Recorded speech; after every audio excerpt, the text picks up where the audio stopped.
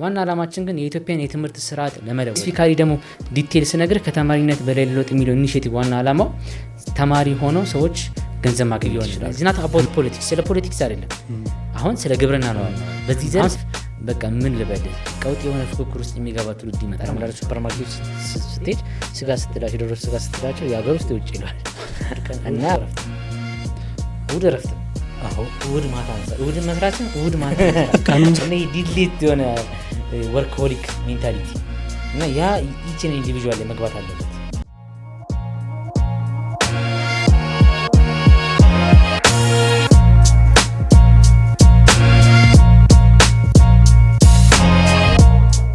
ሰላም ወደ ኢትዮጵያን ዎል ስትሪት ፖድካስት ቤተሰቦቻችን እንደናችሁ። ዛሬም እንግዲህ እንደተለመደው አንድ እንግዳ ይዘንላችሁ ቀርበናል። እንግዳችን ዶክተር ሰላህዲን አሊ ይባላል።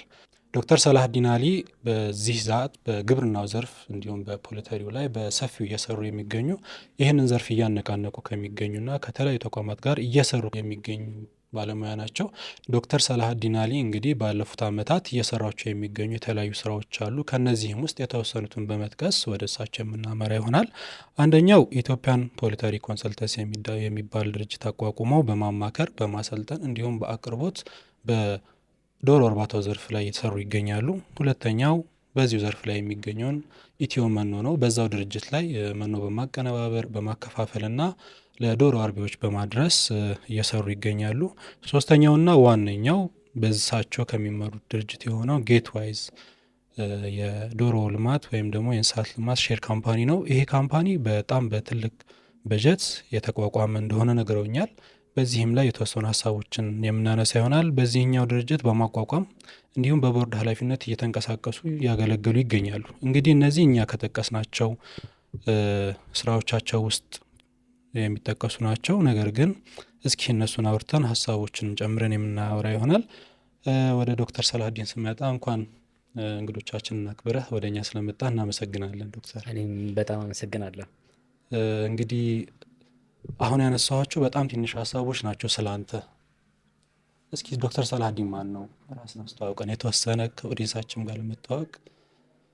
ዶክተር ሰላህዲን ማን ነው? እሺ በጣም ጥሩ። በመጀመሪያ ደረጃ ኢትዮጵያን ዎል ስትሪት ፖድካስት ላይ ስለጋብዛችሁኝ አመሰግናለሁ። አክቹሊ ብዙ ጊዜ እኔም ፕሮግራማችሁን ባየሁበት አጋጣሚ ከብዙዎች መማር የምንችልበት የሚጋበዙ እንግዶች የሚሰጡትን አድቫይስ አንድ ቢዝነስ ላይ ያለ ሌላ ቢዝነስ ላይ ያለ ሰው ምን አይነት መውረስ እንደሚችል ብዙዎች ደግሞ በአካል አግኝተው ከነሱ ሊማሩ የማይችሉበትን መንገድ በእናንተ ፖድካስት በኩል ትምህርት እንዲያገኙ የሚያደርግ ስለሆነ በቅድሚያ ይህንን ፖድካስት ስለሰራችሁ ከልብ አመሰግናለሁ ማለት ወዳለሁ። ይህን ያህል ከበረን የለም እኔ ቴንኪው ማለት እንወዳለን። እሺ ቅጥር ራስን አስተዋውቅ ላልከኝ በአጭሩ ዶክተር ሰላህዲን አሊ ይባላለሁ። ዋና ስራዬ የዶሮ እርባታና ማማከር እንዲሁም መኖ ማቀነባበሪያ ነው። በጥቅሉ ስናየው ግን በእንስሳት እርባታ ወይም በግብርና ዘርፍ ውስጥ ስፔሲፊክ በሆኑ በማሰልጠን በማማከር እንዲሁም ደግሞ ዶሮ በማቅረብ የቄብና የእንቁላል ጣይ ዶሮች በማቅረብ የእንስሳት መኖ የከብትም የበሬም እንዲሁም የወተት እንደገናም የዶሮ መኖ በማምረት ሁሉም ዘርፍ ላይ ማለት ነው። በቃ እነዚህ ማገቡበት የለም። ማገባበት ነገር የለም። አሰልጥናችሁ አብቅታችሁ ከዛ አቅርባችሁ ከዛ ኔትወርክን ፈጥራችሁ ማለት በጣም ሰፊ ነው እና አያደክም ማለት በዚህ ዘርፍ ላይ ይህን ያህል ስራ አንድ ላይ በአንድ ድርጅት መስራት ያደክማል። ግን ሁሉንም አንዴ አይደለም የጀመርናቸው። ኦኬ ከመጀመሪያ ከማሰልጠኑ ጀመር። ምክንያቱም የነበረውን የእውቀት ክፍተት እናቅ ነበረ።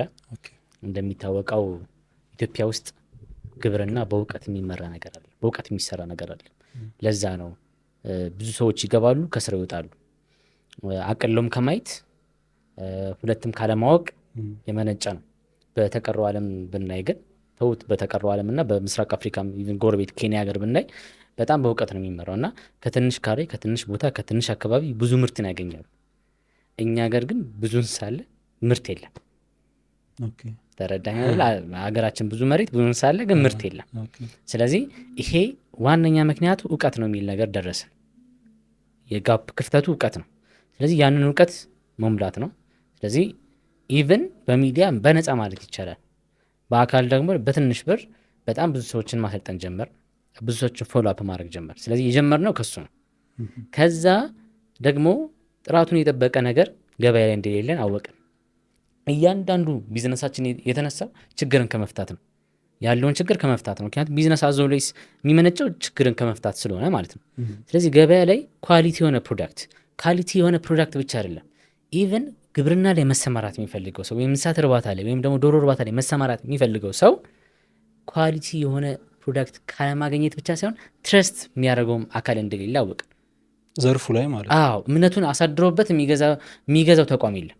ስለዚህ ኳሊቲ እቃን ከማቅረብ በተጨማሪ ደግሞ እኛን እንዲያምኑ ትረስትድ የሆነ ካምፓኒ ስንል ምን ማለታችን ነው? በአጭር ቋንቋ ለረጅም ዓመታት አብሮ መዝለቅ የሚችል ከደንበኛው ጋር ለ1 ዓመትም ሊሆን ይችላል ለ2 ዓመትም አብሮ መዝለቅ የሚችል ፕሮዳክት ዘላቂነት ላለው በትረስትድ ሆነ አብረን ከነሱ ጋር የምንቀጥልበት አንድ የወስደው በዛው የሚቀሩ ሳይሆን 2-3 ከኛ የሚወስዱበት አይነት ሁኔታ። ያ ደግሞ በጣም አድካሚ ነው እንደምታውቀው፣ ግን እዛ ላይ ገባ። ስለዚህ ከማምረትም በላይ ሆነም ማለት ነው። እሱም በጣም በፍጥነት ሹት አረገ። ቀጥሎ ደግሞ እዚህ ስራ ላይ ገብተው ሰዎች ከፍተኛ የሆነ ፕሮዳክት እያገኙ ግን ከስረው ይወጣሉ። ምንድነው ምክንያቱ? እንዴት መሰለ በደንብ ሳብራራለህ። ለምሳሌ አንድ ሰው 1000 ዶሮ ያስገባል፣ 900 እንቁላል ያገኛል። ሃይ ፕሮዳክሽን ነው፣ ግን እንቁላሉን ሽጦ የሚያገኘው ገንዘብ አትራፊ አይደለም። ይሄ የሆነበት ምክንያት ምንድነው? ወጪና ገቢ እየተመጣጠነ አልነበረም። ከፍተኛ የሆነ ወጪ አለ ማለት ነው። አሁን እዚህ ስራ ላይ ከፍተኛ ወጪ ከሚባሉት አንደኛው የዶሮ ግዢ ነው። ዶሮውን አንዴ ከገዛው በኋላ መልሰም ትሸጠዋለህ። በሬም ቢሆን እንደዛ ነው። ለማደለብ የገዛውን በሬ አደልበል መልሰህ ትሸጠዋለህ። ኤቭሪቲንግ እንደዛ ነው። ግን አጠቃላይ የእንስሳት እርባታ ላይ በጣም ከፍተኛ የሆነ ወጪ ምንድነው? መኖ ነው። ቀለባቸው ነው። ቀለባቸው ፎርሙሌትድ ነው፣ ካልኩሌትድ ነው፣ በፋብሪካ መመረት አለበት እና ከፍተኛ የሆነ ወጪ አለው። ስለዚህ የኛ እውቀታችንን በመጠቀም ሳይንሳዊ መንገድን በመጠቀም ሃይስት ፕሮዳክቲቪቲ እንዳይመጡ፣ በዛ ላይ ደግሞ ዋጋውን ደግሞ በተወሰነም ቢሆን ዲክሪዝ እንዲያደርግ አደረገም ማለት ነው። ስለዚህ መኖ ማቀነባበሪያ ስንከፍት እኛ ገንዘብ ለማግኘት አይደለም፣ የዶሮ አርቢው ከስራው እንዲያተርፍ ነው። ተረዳኝ? ዶሮ ሽጠነት አላተርፍም ማለት ያ ሰውዬ ስራው ላይ ገብቶ መንገዳገድ ውስጥ ገባ ማለት የኛ ቢዝነስ አይደለም። አጠቃላይ የኢትዮጵያ ግብርና እየተንገዳገደ ነው ማለት ነው።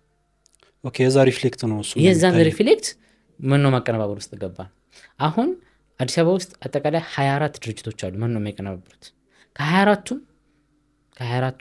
the best ፎርሙላ የኛ ነው፣ በዋጋም ትንሹ የኛ ነው። እንዴት ሊሆን ይችላል እንዴ? that's how ሳይንስ ማለት እሱ ነው።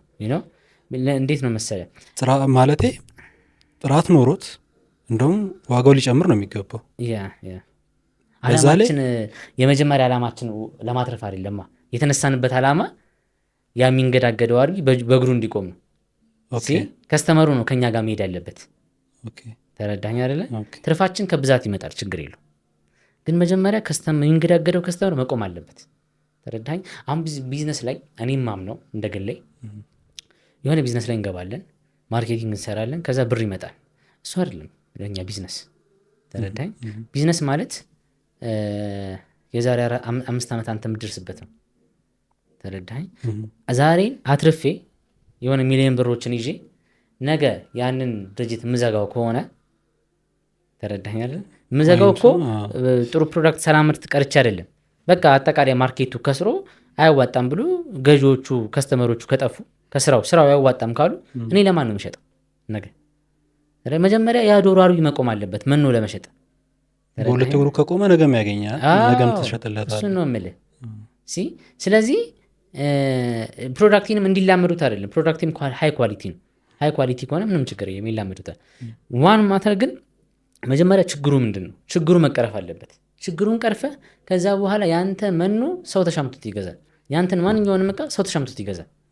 ስለዚህ ችግሩን ከመቅረፍ ነው የምትሄደው። አላማችን ችግር መቅረፍ ስለነበረ ትርፉን አላየንም እንጂ አንተ ያልከው ትክክል ነው። ጥሩ ፕሮዳክት ያለው ዋጋው ሊቀንስ አይገባም።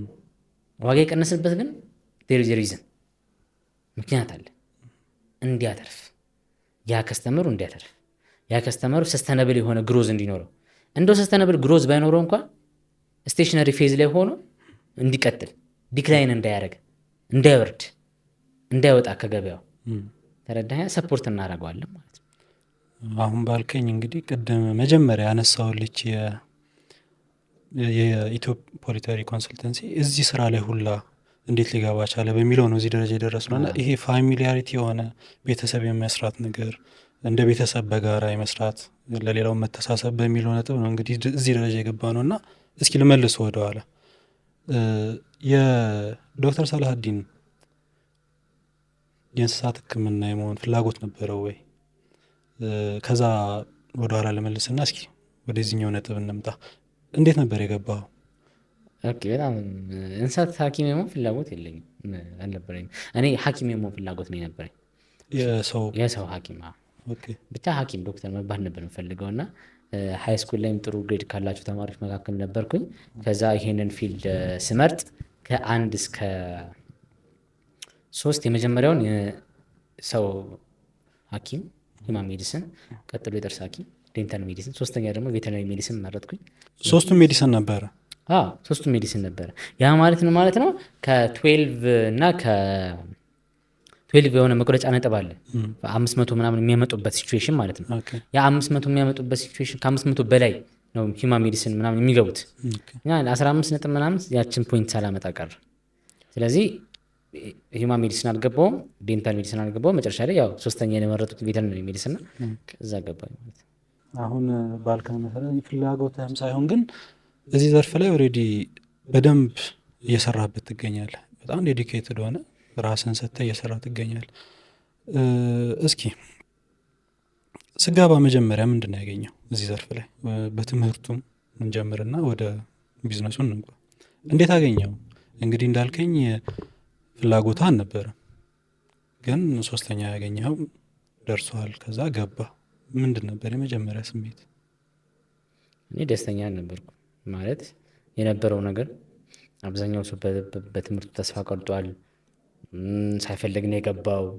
ስለዚህ ኦል ሰራውንዲንጎች በሙሉ ደስተኛ አይደሉም፣ ኢንክሉዲንግ ዘ ሌክቸርስ ከሚያስተምሩ ሰዎች ራሱ የሚያስተምሩ ሰዎች ራሳቸው በፊልዱ ደስተኛ አልነበሩም። እና ያ ነገር ትንሽ አስደንግጦኝ ነበረ ግቢ ስገባ ማለት በጣም በቃ አስደንግጦኝ ነበር።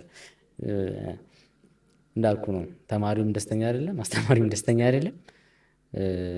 ያልተሰራበት ፊልድ ነው፣ ዜሮ ነው። በቃ የነበረው ነገር የሚያጓጓ አይደለም፣ ቀጥል የሚል አይደለም፣ ተማረው የሚል አይደለም።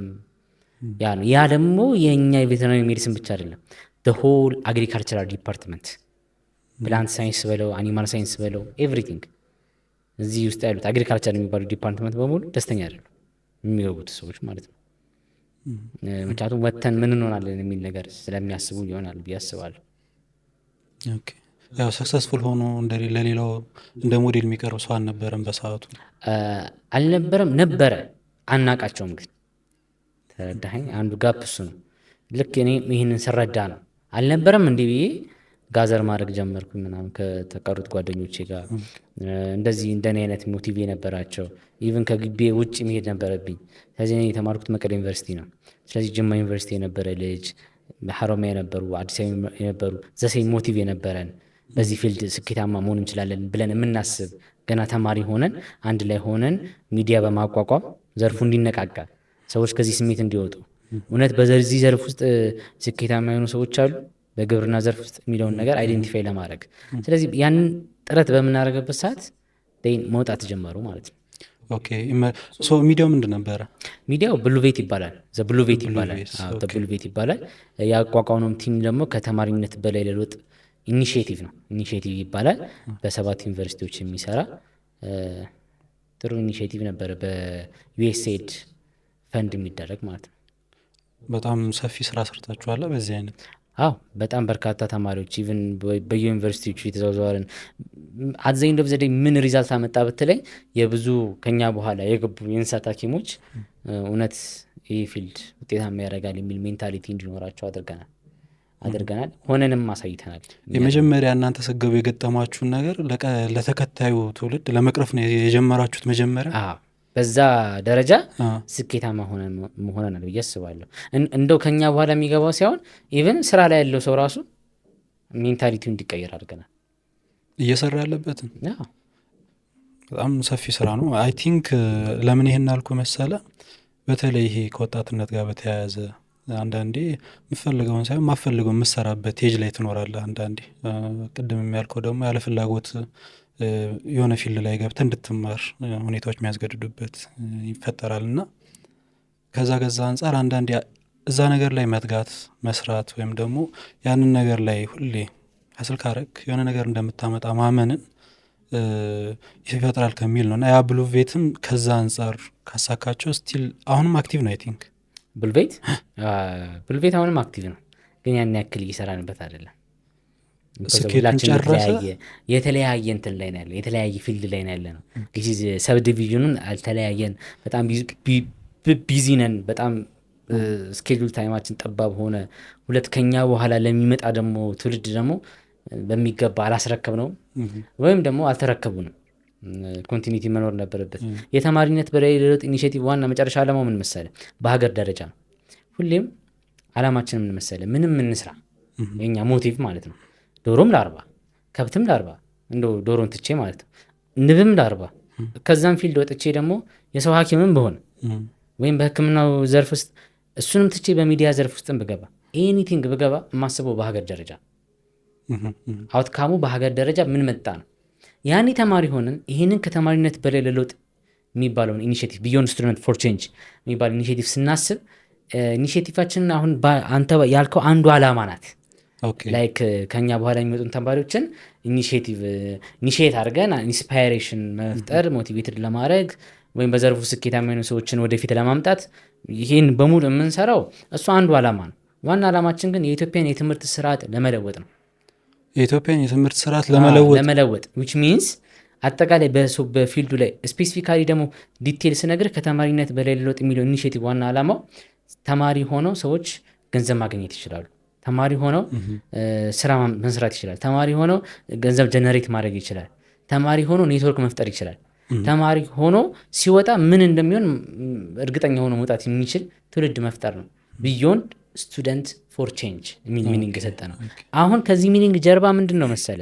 ይሄ ሚኒንግ በሁሉም ዩኒቨርሲቲዎች ከማሰራጨት በተጨማሪ እንደሚታወቀው ትምህርት ቤት ተማሪዎች ላይ የተማሪዎች ህብረት የሚል አንድ እንትን አለ፣ የማኔጂንግ ሲስተም አለ። ያንን ሲስተም በዚህ ለመተካት ነው። ቢዮንድ ስቱደንት ፎር ቼንጅ ከተማሪነት በላይ ለውጥ በሚሉ ሰዎች ናቸው። ምክንያቱም እነዚህ ናቸው ለተማሪዎቹ አሪያ መሆን የሚችሉት። እነዚህ ናቸው የተማሪነት በላይ ለውጥ ዓላማን ያነገቡ የያዙ ውስጣቸው ያሳረጹ ሰዎች ናቸው ለነዚህ ለተቀሩት ተማሪዎች አሪያ ሆነው መምራትም አቅጣጫ መጠቆም የሚችሉት። ተረዳኸኝ አይደለ? የተማሪዎች ህብረት ሳይሆን ከተማሪነት በላይ ለለውጥ ነው። ይሄ አስተሳሰብ ላይክ ሜንታሊቲ ነው፣ አይዲዮሎጂ ነው፣ ኢኒሼቲቭ ነው። ይህን አስተሳሰብ የያዘ ሰው ነው ማን የተቀሩት ተማሪዎች እሱን እንደ አርአያ ያዩታል ማለት ነው። እንደ አርአያ ያዩታል፣ ተከታይ ይሆናል ማለት ነው። ስለዚህ ጋይድ ይደረጋሉ። አንድ ሰው ወጥቶ ምን ስራ የለም ተቀጥሬ ምንድን ነው መሆኑ ወደፊት ስራ አላገኝም የሚል ነገር አያወራህም ካንተ ጋር። አንተን ሲያወራህ እኔ እንደዚህ መሆን እችላለሁ። አንተ ውስጥ በቃ ማግኘት የሚችለውን ነገር በሙሉ ወርክ ኤቲክሱ ነው የሚያሳየው። ተረዳኸኝ አይደለ? ሳይመረቅ በፊት ለብዙ ድርጅቶች በነፃ ብዙ ነገር ማገልገል የሚችል ልጅ ነው አላማ። ስለዚህ ይሄ ነው ከተማሪዎች ህብረት የሚባል ነገር ሳይሆን መኖር ያለበት፣ ሰማን ፖለቲካል አይዲያ ኢኒሼቲቭ ምናምን ሳይሆን መሆን ያለበት ይሄ ነው መሆን ያለበት። ይሄ ሲሆን ዩኒቨርሲቲ ተማሪዎች ወዴት ይመጣሉ ማለት ነው? 1966 የነበረው ያ አዲስ አበባን የሚያንቀጠቅጠው ያን ኢትዮጵያን ያንቀጠቅጠ የነበረ ትውልድ አለ አይደል? ያ ዩኒቨርሲቲ ያ ተማሪ ያ ይመጣል አላማ ይዞ የሚንቀሳቀስ ያ በቃ ሳብጀክቲቭ የሆነ ዝናት አባውት ፖለቲክስ፣ ስለ ፖለቲክስ አይደለም። አሁን ስለ ግብርና ነው የምናወራው። አሁን ስለ ኢንጂነሪንግ ነው የምናወራው። አሁን ስለ ኢኖቬቲቭ ነው የምናወራው። ስለ ቴክኖሎጂ ነው የምናወራው። በዚህ ዘርፍ በቃ ምን ልበልህ ቀውጥ የሆነ ፉክክር ውስጥ የሚገባ ትውልድ ይመጣል ማለት ነው። በጣም አሪፍ። እንግዲህ አሁን በነገርከኝ እንደ መነሻ ኦሬዲ ብሉቬትን ተማሪ እያላችሁ አንቀሳቅሳችሁ ሰርታችሁበት ኦሬዲ አሁን ሁላችሁም በየፊልዱ ነው ያላችሁት፣ በየራሳችሁ ዘርፍ ነው እና ተርኒንግ ፖይንት ምን ነበር አሁን ወዳለበት ዘርፍ ለመግባት አንተ እንደ መነሻ ይዘህበት በቃ አሁን የራሴን ስራ መጀመር አለብኝ፣ በዚህ በኩል በግሌ መንቀሳቀስ አለብኝ ያልክባት ወቅት ወይም ሰዓት ተርኒንግ ፖይንቷ መቼ ነበረች? በምን ተነሳ? በጣም ጥሩ ጥያቄ። ተርኒንግ ፖይንት ከነበሩት መካከል አንዱ ምንድነው መሰለ ከዛ በኋላ ራሴን ማስተማር እንዳለብኝ ገባ። ኖ ሌክቸር እዛ ዩኒቨርሲቲ ውስጥ ያለ ሌክቸር እኔ ስለ ቢዝነስ ሊያስተምረኝ አይችልም። ያን እውቀት ሊሰጠኝ አይችልም። ሳይንሱን ይነግረኛል፣ ሳይንሳዊ መንገዱን ያስተምረኛል። ግን ቢዝነስ አላረጉትም፣ አያውቁትም ነገር ደግሞ ለእኔ ያስተምሩኝ አይችልም። ስለዚህ ሳሟን ቢዝነስን ላስተምር ይችላል። ስለዚህ አሁን ደግሞ ቤስት ቢዝነስ መማሪያ ኢንተርኔት ነው። ሰው ወደ ኢንተርኔት መጣ ማለት ነው። ዩቲዩብ ምናምን ፖድካስቶችን መጽሐፍቶችን ማንበብ ጀመርኩኝ ስለ ቢዝነስ። ስለዚህ እነዛ በጊዜ ሂደት እኔ ዲቨሎፕ አደረጉኝ።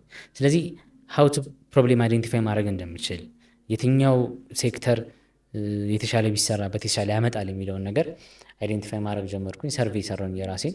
ስለዚህ ፖልትሪ የተሻለ ሆኖ አገኘሁት። ፖልትሪ አንደኛ ሃይ ሪስክ ሃይ ፕሮፊት ነው። ሁለተኛ ብዙ ሰዎች ገብተዋል።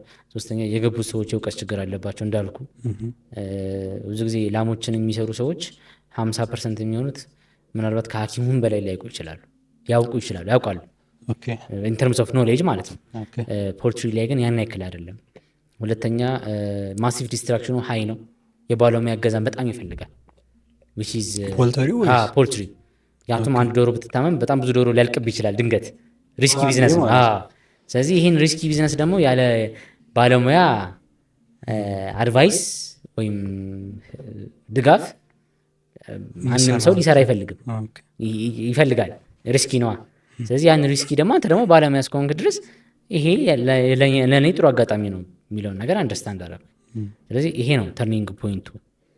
ብዙ ሰርቬይ፣ ብዙ ቢዝነስ ትምህርት ማየት ማንበብ፣ ከዛ ይሄ ደግሞ ኦፖርቹኒቲ ነበረ። ስለዚህ ኦፖርቹኒቲውን ሳይ ወደዛ መግባት አለብኝ ብዬ ወሰንኩ ማለት ነው። ያቺ ስለ ቢዝነስ ማሰብ መጀመር፣ እነዚህን ሀሳቦች ወደ ማውጠንጠን፣ ከዛ መፍትሄ ወደ መፈለግ ያቺ ስገባ ያጋጠመህ ነገር ነበር እዚህ ዘርፍ ላይ ኦልሬዲ ስጀምር? አዎ በጣም። ያ ምንድን ነው መሰለህ፣ አንደኛ ሰው አያምንም አንተን እስካላየ ድረስ፣ ብቃትን እስካላየ ድረስ። ስለዚህ ሁሌም ከዜሮ ስትጀምር የሚያጋጥም ነገር አለ። ምክንያቱም ይዶን ነው አንተን ማንም አያውቅህም እና የአንተን መጀመሪያ ሰዎች ማወቅ አለባቸው። ስለዚህ ሰዎች እኔን እንዲያውቁኝ በጣም ብዙ መልፋት ነበረብኝ። ሁለተኛ ቢዝነስን አንደርስታንድ አደረኩኝ ፍሮም ኢንተርኔት። ግን የኢትዮጵያን ቢዝነስን አንደርስታንድ አደረኩት። የኢትዮጵያ ቢዝነስ ራሱን የቻለ ደግሞ ሌላ ነው፣ ሰፊ ነው። ኢትዮጵያ ቢዝነስ ስልህ የኢትዮጵያ ማርኬት የሚሰራበት መርካቶ የሚሰራበት ማርኬት፣ በቃ የሀበሻንስ ሜንታሊቲ የምንገበያይበት መንገድ፣ እኛ የምንፈልገው መንገድ ከነበረው ኖርማሊቲ ይለያል። ስለዚህ ያንን ደግሞ አንደርስታንድ ማድረግ ነበረብኝ። ያ ደግሞ በኤክስፔሪንስ ነው የሚመጣው፣ ወድቁ በመነሳት አይሚን የኢንተርኔቱን ይዘው ስገባ አልገጠመም። አዎ ተረዳኸኝ። እንዲገጥም ለማድረግ ራሱ ይሄንን አንደርስታንድ ማድረግ አለብን መጀመሪያ። ስለዚህ ይህን አንደርስታንድ ለማድረግ ፈተና ገጠመ ማለት ነው። ፈተናው ከብዙ አንጻር ይመጣል። ከመንግስት ይመጣል፣ ከደንበኛ ይመጣል፣ ከገዢው ይመጣል። ተረዳኸኝ። እና 3 ፈተናዎች ነው የገጠሙ። እስኪ ላብራራቸው። ገቢዎች ለምሳሌ ትልቅ ፈተና ነው። የገቢዎችን አሰራር አንደርስታንድ ማድረግ አለማድረግ፣ ሲስተሙን ማወቅ አለብህ። ተረዳኸኝ። ይሄ ስለ ፋይናንሻል እውቀት አልነበረኝም። ፋይናንሲንግ አካውንቲንግ እውቀቱ ያስፈልጋል። አካውንቲንግ እውቀት የለንም ነበረ። ስለዚህ አካውንቲንግ እውቀት አለመኖር ራሱ ደግሞ ወደኋላ ይጎትታል። ስለዚህ ፋይናንስ የሚባል ነገር የሆነ ሰው አንተ ባታውቀው ራሱ ኖሃው ባይኖር ራሱ የሆነ ሰው መቅጠር አለብህ። ስለዚህ እሱ ሜንታሊቲ ያስፈልገን ነበር። ሁለተኛ ከከስተመር አንጻር፣ ከስተመር ምንድን ነው የሚፈልገው? ተረዳኸኝ። ይህ ሀበሻንስ ለምሳሌ የሆነ አሜሪካንስ ኳሊቲ ይባላል። አሜሪካኖች እንደዚህ ይፈልጋሉ፣ ዩሮፖች እንደዚህ ይፈልጋሉ፣ ሀበሾች ደግሞ እንዲህ ነው ሜንታሊቲያቸው የሚል ነገር አለ። ስለዚህ ሀበሻን ሜንታሊቲ ማወቅ ነበረብኝ፣ ሀበሻ ሜንታሊቲ። ሶስተኛ ደግሞ ወርከርስ ሜንታሊቲ፣ ሰራተኞች። ኢትዮጵያ ውስጥ ስራ የለም የሚለው ብዙ ነው። ስራ የለም ይልሃል። አለን እንዴ? ስራማ አለ፣ ሰሪ ነው የሌለው። ተረዳኝ። አንሰራም። ወርከርስ ሜንታሊቲ የለን። ልክ ስራውን ስታገኘው ኳሊቲ ብቻ ሳይሆን ሌላው ማለዱ። ተረዳኸኝ። ለመማር ፈቃደኛ አይደለም አብዛኛው። እና ይሄ 3 ነገሮች አሉ።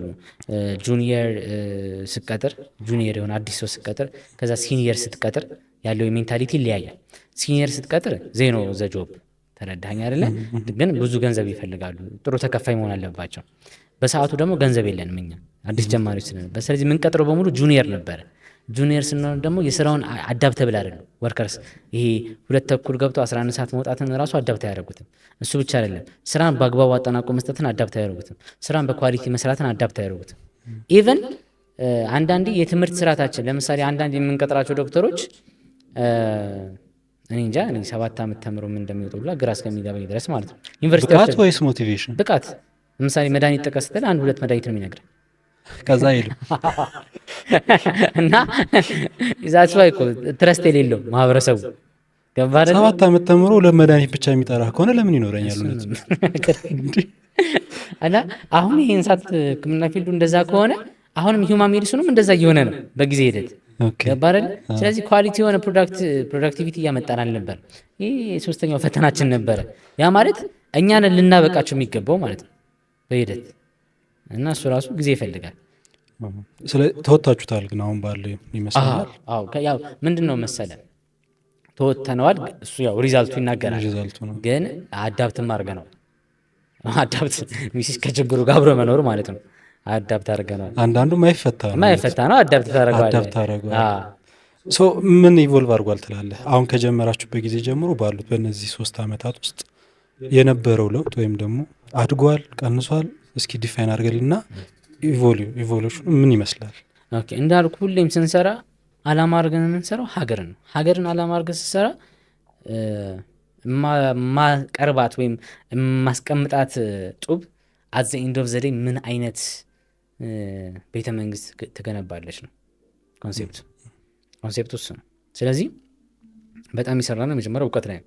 ስለዚህ ብዙ አርቢዎች ብዙ ኢንፎርሜሽን እንዲኖራቸው አድርገናል። ተረዳኝ አይደለ? ብዙ አርቢዎች ብዙ ኢንፎርሜሽን እንዲያገኙ ቲፖችን እንዲያገኙ አድርገናል።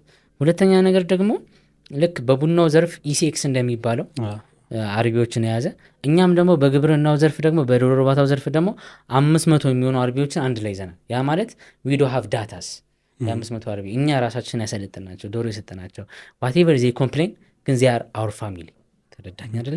በፈለጉ ሰዓት እንደርሳለን። የፈለጉትን ኢንፎርሜሽን እንሰጣለን። ማርኬት በፈለጉ ሰዓት እንደርስላቸዋለን። ወይም ደግሞ ሳይጠይቁ ማርኬት ፕሮሞት እናደርግላቸዋለን። የተሻለ መኖ እንሰጣቸዋለን። ክትባት እንሰጣቸዋለን። ዊ 100% ሰፖርት ዜም። ተረዳኝ አይደለ? ሰፖርት እናደርጋቸዋለን። ስለዚህ ዛስ ፋሚሊ እርስ በርስም እየተቃወሙም ቢሆን እርስ በርስ እየተጋገዙም የሚሰሩበትን ደግሞ እንትን እንፈጠርንላቸው። ስለዚህ አንተ የኔ ደንበኛ ስትሆን እዛ ፋሚሊ ውስጥ ነው የምገባው። የዚህ ፋሚሊ ትልም ምንድን ነው? አሁንም ወደ ሀገር ነው የሚመጣው። ምን አይነት ነገር መመስረት? ይሄ 500 1000 2000 ሲገባ የኢትዮጵያን የእንቁላል ገበያ የዶሮ ስጋ ገበያ መመዘን የሚችል ይሆናል ማለት ነው። በዚህ ይሸጥ በዚህ ይሁን የሚል ይሆናል ማለት ነው። ሶስተኛ ነገር ደግሞ አንድ ላይ ሆኖም ደግሞ የሆነ ነገር መፍጠር ይችላል። የተማረ ነው ያወቀ ነው። ፋይናንሻሊ ቢጨምር ፊት ቢያደርግ ቢጨምር ፋይናንሱን ደግሞ አንድ ላይ ቢያደርግ አንድ ግዙፍ ነገር መስራት ይችላል። ተረዳኝ አይደለ? ጀስት ላይክ ሶልጀር ማለት እኮ ነው። ተረዳኝ? ፋይናንሻል ሶልጀር ያለው አቢሊቲ ያለው እና ይሄ ግብርና የለውም። የትኛውም የኢትዮጵያ ሴክተር ይሄ የለውም። ያው በተለምዶ በደላላ ነው ስቲል በልምድ ነው። ሰውም ዳታ የለውም። አሁን ሰውን ለ100 ሰዎች ዶሮ ሽጡ ይሆናል። እነዚያ 100 ሰዎችን ግን ስልካቸውም ላይኖሩ ይችላል። ድጋሚ ቢጠይቀው ተቀብሎ ይሸኛል። ቢኖረውም በየሳምንቱ አያገኛቸውም። ቢኖረውም አንድ ላይ ሆኖ ምን ደረሱ አይልም። ቢኖረውም ፎሎ አፕ አያረጋቸውም። ቢኖረውም እነሱ ደግሞ ስለ እሱ አይከታተሉም። ከዛ በኋላ ኮኔክሽኑ የለም፣ ከት ሆኗል። ተረዳኝ አይደለ? ይህ ፋሚሊ ስትሆን ምንድን ነው ግን አትሊስት ማህበር አለ፣ ትጠራራለ ምናምን። ይህ አይነት ሜንታሊቲ ያስፈልጋል። የሆነ የምትገናኝበት የሆነች ቦታ ትኖራለች። እሱ ያስፈልጋል። ገባ? የኢትዮጵያ ኢኮኖሚ በዛ አልተቃኘም። ስለዚህ አቅማችንን አናሰባስብም። አሁን የአቅም እጥረት አለ። አቅም ማሰባሰብ ያስፈልጋል። ተረዳኝ አይደል? አቅም ያስፈልጋል። ሁለተኛ ደግሞ ኮቺንግ ነው። ግሩፕ ውስጥ አስገብተ ብዙ ኢንፎርሜሽን ሰጣቸው። የሆነ ትምህርት ስትለቅ ያነባሉ፣ የሆነ ነገር ቪዲዮ ስትለቅ ያነባሉ። ያ ኮንቲኒየስ በሆነ ቁጥር ኮች ዜም ሰልፍስ ኮች እያደረገው ነው ራሳቸው። ስለዚህ ማይንድ ቲንኪንጋቸው ወይም ደግሞ አስተሳሰባቸው ወደ አንድ ነገር ይቀረጻል ማለት ነው። ስለዚህ ዶሮ ምንድነው ስትላቸው እነዚህ 5 ቤተሰቦች ዶሮ እንደዚህ ነው የሚነግሩ ነገር ተመሳሳይ ነው የሚሆነው። አሁን አገኘኝ። ስለዚህ ኢኮኖሚካሊ እያንዳንዱ ፖርሽን የሚመልሱት መልስ አንድ አይነት ይሆናል። የሆነ ቅጥቅጥ ናቸዋል። እኔ አሁንን አይደለም የማየው ፎር ዘ ኔክስት 4-5 years ይሄ የራሱ አንድ ዩኒቨርሲቲ ነው። አሁን ብዙዎቻችን ያልተረዳነው ነገር ቴሌግራም ቻናላችን ግሩፓችን፣ ፌስቡክ ግሩፓችን፣ ቲክቶክ ፔጃችን፣ ዩቲዩብ ፔጃችን ዩኒቨርሲቲዎች ናቸው፣ መማሪያ ነው። አዎ ዩኒቨርሲቲዎች ናቸው። ኦልሬዲ አንድ ፔጅ ስትከፍት ዩቲዩብ ፔጅ ስትከፍት ዩኒቨርሲቲ እንደከፈትክ ነው ማሰብ ያለብህ። ሳሟን የአንተን ቪዲዮ ለረጅም ጊዜ ሲከታተል የአንተ ቅጥቅጥ ሆኖ የሚወጣው ሀሳቦችን እየገዛ አንደርስታንዲንግ እያደረገ ምናምን ከዛ ከ5 ዓመት በኋላ ያንተ ምሩቅ ነው የሚሆነው። ተረዳኝ አይደለ? የሆነ ነገር ብትጠይቀው ከአንተ አንጻር ነው የሚመልስልህ። የሆነ ነገር ብትጠይቀው ያልከውን ያስታውሳል። ተረዳኝ አይደለ? ስለዚህ ዛት ዋዝ ዘ ፋሚሊ ኮንሴፕት። ተረዳኝ አይደለ? ስለዚህ የሆነ ነገርን እንደፈን አንየው። ምክንያቱም የረጅም ጊዜ ውጤቱ ትልቅ ነው የሚሆነው፣ ትልቅ ተጽዕኖ ነው የሚሆነው፣ ትልቅ ተጽዕኖ ይኖረዋል። ተረዳኝ አይደል? በጣም ጥሩ። ገና ያድጋል እያልክ ነው? ገና ያድጋል፣ ሰፊ ነው ገና አሁንም በነበረው አሁንም በ3 ዓመታት ውስጥ ያየኸው አድጋል፣ ግን ገና ሰፊ ይቀራል። ምክንያቱም በዚህ 3 ዓመት ውስጥ 1200 የሚሆኑ ሰዎችን አሰልጠናል። በ3 ዓመት ውስጥ ኦልሬዲ 1200 አስመርቀሃል ማለት ነው። አንድ ዩኒቨርሲቲ እንኳን እንደዛ ነው የሚያስመርቀው። 1200 ሰዎችን አሰልጠናል። ሾርት ኮርስ ነው፣ 1 ዊክ ኮርስ ነው። ግን ከምንም በላይ ደግሞ ምንድነው መሰለህ ከዚህ መብለጥ አለበት። ተረዳኸኝ? ሰፊ ነው። አዎ ግብርናው እኮ እኛ ጋር እኮ አልተሰራበት። እሺ ምንድነው አሁን ሰው ሚስኮንሰፕት የሚያደርገው ሚስአንደርስታንድ የሚያደርገው በተለይ በፖለቲካው በግብርናው የሆነ አንዳንድ የማይረዳ ያልተረዳው ነገር ምትለው ቅድም ያነሳናት አለች። ግን ሚስኮንሰፕት ተረቶትም እንኳን ባህሉን አንግል ሊረዳው ይሄ ነገር እንዲህ ነው ግን አይ እንደዛም ሊሆን አይችልም ብሎ ሊያስባቸው የሚችሉ ነገሮች ምንድን ነው? ምክንያቱም ሰፊ ከሆነ ሰው መስራት ከቻለ መግባት ከቻለ ዛሬ ስኬታማ መሆን ከቻለ ሆልድ እያደረገ ያለው ነገር ምንድን ነው ብለህ ታስባለህ? አንደኛው ያው ሪስክ ቤኔፊት አናሊሲስ ነው። ሶስተኛው ነገር አብዛኛው እውቀት የለውም እንዳልኩ ገበያ ነው፣ ማርኬቲንግ ነው። ማርኬቲንግ ላይ እውቀት የለውም። ሁለት ነገር ነው። ፕሮዳክሽንና ማርኬቲንግ ልዩነት አላቸው። ማምረትና መሸጥ ይለያያል። የአብዛኛው ሰው ችግር እሱ ነው። አብዛኛው ሰው ያመርታል እንደውተውን አብዛኛው ሰው 85% የሚሆነው ኢትዮጵያ ሕዝብ አምራች ነው፣ ያመርታል፣ ገበሬ ነው። ግን ማርኬቲንግ አይችልም፣ እንዴት መሸጥ እንዳለበት አይቅም። ስለዚህ ያመረተውን ቲማቲም በ2 ብር ይሸጣል፣ በ3 ብር ይሸጣል። አንተ እዚህ ከተማ ላይ ግን 3 ብርና 2 ብር ቲማቲም ገዝተህ አታውቅም። ተረዳኝ? የዛ ነው የአብዛኛው ችግር እሱ ነው አብዛኛው ችግር ማህበረሰብ ታማም ያሉ ነው። ምክንያቱም ዶሮ ያረባል፣ እንቁላል ያገኛል፣ መሸጥ ግን አይችልም። 5 ብርና 6 ብር ይሸጣል። ደላላው ነው የሚገዛው። እሱን ነው ደላላው ይዞታል። ደላላው ይዞታል አትልም። ደላላ ለምንድን ነው መሰለህ? ዳይኖ ዘ ማርኬቲንግ ሄዶ አስቀንሶ የመግዛት ነው። የትም ሀገር ያለ ደላላ ዋና ዓላማው እሱ ነው፣ ብሮከሩ። ተረዳኝ አይደለ? ብሮከሩ ማርጂኑ እሱ ነው። ግን ብሮከሩ ኮንትሮል መደረግ አለበት። ልክ የኢትዮጵያ ቡና ገበያ ኮንትሮል እንደተደረገው የኢትዮጵያ ቡና ገበያ ደላላ የለውም። አብዛኛው ሴልስ ነው ምናምን፣ መንግስት ዶላር ስለሚያገኝበት እንደዚህ አልኩ። ይሄም እንዲህ መሆን አለበት። ኢቭን ኢፍ መንግስት ዶላር ባያገኝም ማለት ነው። ተረዳኝ አይደለ? ስለዚህ ወይ ደግሞ ያ አምራች ያልነው ሰው መሸጥንም ማወቅ አለበት። እንዴት ልሽጥ? የት ነው የሚገኘው የኔ ገበያ? በጥሩ ዋጋ እንዴት መሸጥ እችላለሁ? ምን ብጨምር ነው ኦፈር ያቺ ቁላሏ ላይ ምን አዲሽናል ነገሮችን ባድርግ ነው ያቺ ገበያው የተሻለ የሚሆነው? ሳሟን 10 ብር ስላለ 10 ብር መሸጥ የለብህም። ሳሟን 8 ብር ስላለ 8 ብር መሸጥ የለብህም። is there any possibilities የሆኑ መንገዶች አሉ ወይ አንተ 12 ብርና 13 ብር መሸጥባቸው? ተረዳኛል? እነዛ መንገዶችን እስከ ጥግ መስራት ነው። ኦልሬዲ አምርተህ የለ እንዴ? ማምረት መስራት ነው፣ መሸጥም ስራ ነው። እሱን መረዳት አለበት ነው። ስለዚህ እሱ ነው ዋና ችግሩ የጎደለው። ያንን ካለ መረዳት የጎደለው ትልቁ ነገር እሱ ነው። ያንን እሺ ተረዳም በል ጀመረ። ለምሳሌ አሁን ወደ አንተ ስንመጣ ስራውን ለመጀመር አንድ ሰው መጣ። እስካሁን ካነሳናቸው ሀሳቦች ጋር አብሮ ሊሄድ ይችላል፣ ግን ጨመቅ አድርጋ አንድ የተወሰነች ሀሳብ እንድሰጠኝ ነው። ስራውን ጀመረ እንበል። ኢምፕሊመንት ማድረግ ያለበት ስትራቴጂ አለ። ያንን ሰጀስት ያንን ሊደግፍ የሚችል እስኪ አንተ ስራውን ሲጀምር መጀመሪያ ኢምፕሊመንት ያረካትን 3 ዋና ነጥቦችን ብቻ ስጠኝ። ቅድም ያነሳቸው ነገሮች አሉ፣ እሱን አረሳሁት፣ ግን ፌዝ ባይ ፌዝ ግልጽ አድርገህ እችን በለኝ። ይሄን አድርጌያለሁ፣ በቃ እችን ብቻ። እሺ መጀመሪያ ስራውን ሲጀምር ኦፈር ነው የሰጠ ነው። ኤክሰፕሽናል ኦፈር ምንድን ነው? ለምሳሌ እኔ ጋ ዶሮ አቀርባለሁ እና ዶሮ ግዙኝ ዳዝም ማተር፣ ኤክሰፕሽናል የሆነ ኦፈር መኖር አለበት። አክቹዋሊ ኦፈር አንሊሚትድ ቢሆን ጥሩ ነው። ምክንያቱም ሁሌም ዶሮ እሸጣለሁ ሳይሆን ከዶሮ በተጨማሪ ክትባት አለው፣ ይሄ ያለው ይሄ ያለው ይሄ ያለው ይሄ ያለው ይሄ ያለው ይሄ ያለው ትላለህ። ያ ነገር ሰዎችን ይገዛና ከሱ መግዛት አለብኝ የሚል አስተሳሰብ እንዲኖራቸው ያደርጋል።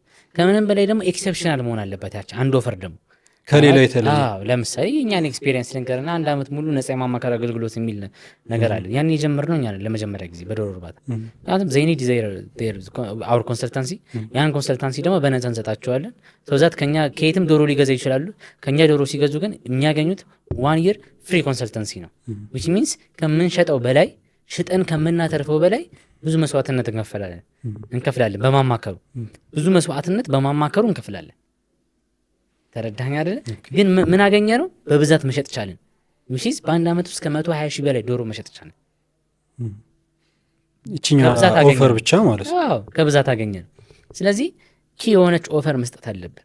ኦፈር ነው ዋናው ነገር። አንተ የትም ቦታ እንድትገዛ የሚያደርገው ኦፈር ነው። ለምሳሌ ስለ ኦፈር ሲነሳ ትልቁ ኦፈር ኢትዮጵያ ውስጥ የቴሌ ኦፈር ነው። አሁን ማንም በዳታ የሚጠቀም የለም። ፓኬጅ ነው የሚገዛው። ፓኬጅ ኢዝ ኦፈር እኮ አይደለ? በቃ ዳታው አሪፍም ሆነ አልሆነ ትገዛዋለህ። አዎ፣ ምክንያቱም አያዋጣማ። የሚያዋጣው ፓኬጁ ነው። ኦፈሩ ነው። ኦፈር ነው የተሻለ ኦፈር መስጠት። ሁለተኛው ነገር ደግሞ ምንድን ነው? ትረስት ወርዚነስ ነው። ትረስት ወርዚነስ ነው ስልህ ቱ ዘ ዲቴል እምነት የሚያሳድርበት ነው። አዎ፣ ምክንያቱም እኔ አንተን ያን ያክል እንከባከብሃለሁ፣ ነገ አንተ ከዶክተር ሳላ ውጭ ሌላ ቦታ መግዛት አልችልም እስክትል ድረስ።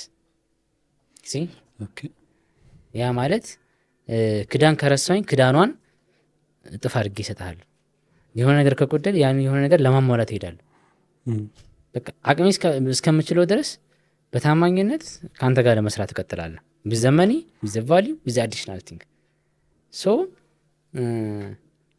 አንተ ከሆንክ ችግር የለውም፣ በቃ አምኛለሁ እስክትል ድረስ ማለት ነው። ተረዳኝ አይደለ? በእኔ እውቀት መተማመን አለብህ፣ በእኔ እምነት ማሳደር አለብህ which is በገንዘብ ደረጃ እና ያን ነገር እምነት ማሳደር እንዲችል ከስተመሩ ታረጋለህ። አንተ ጋር መጥቶ እንዳይሄድም ብቻ ሳይሆን ይሄ ያለን ምናምን ሳይሆን በቃ I will be trustworthy። እቃ ገዛ ከኔ አይደለ? ኳሊቲውን እሰጣለሁ። ጃፓኖችን ተመልከታቸው። ለምሳሌ የሆነ እቃ ጎደል አይደለ? ወይም ጃፓኖች ጋር በተመለከተ ለምሳሌ የሆነ 1 ሰዓት መብራት ጠፋ። ጃፓን ከተማ ላይ 1 ሰዓት መብራት ጠፋና የኤሌክትሪክ መብራት ኃይል ኃላፊው ለ1 ሰዓት አቀርቅሮ ጎንበስ ብሎ ይቅርታ መጠየቅ ጀመረ። ዛት ትረስትወርዚ ቫሊዩ አድ ያደረገ ሰዎቹ ላይ ለሸጠለት ሰው ያለው ቫሊዩ ነው። ተረዳኸኝ? ቫሊዩ እና ቫሊዩ በብዙ ነገር ዲተርማይን ይደረጋል። አንደኛው በመታመን፣ አንደኛው ቃልህን በማክበር። ይሄን እሸጣለሁ ስትል ያንን ነገር መሸጥ አለብህ፣ ቃልህን ማክበር። ሶስተኛው አንተን ሊያበሳጭ የሚችሉ ነገሮችን በሙሉ ኦቨርካም ማድረግ።